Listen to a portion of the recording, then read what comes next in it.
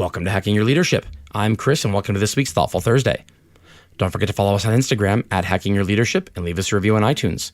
Also, check out our YouTube and Patreon pages. The links are in the podcast description below.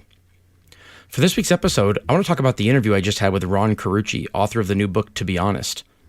The book details 4 factors companies should look at when determining whether they're at risk for the types of headlines we've seen in recent years from companies like Wells Fargo and Volkswagen.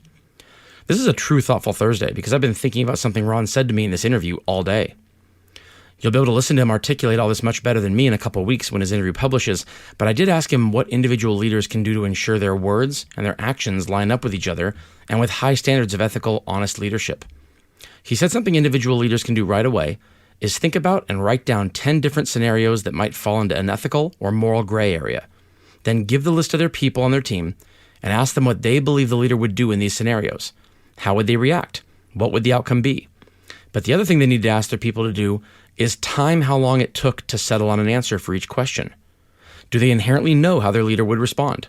Or did it take a minute or two to feel confident in an answer? First, I love that he said to write these things down. Anyone listening right now who has heard even 1 or 2 episodes of this show knows Lorenzo and I are huge fans of writing things down as part of these exercises. It's much harder to let yourself off the hook when your commitments are staring back at you from paper.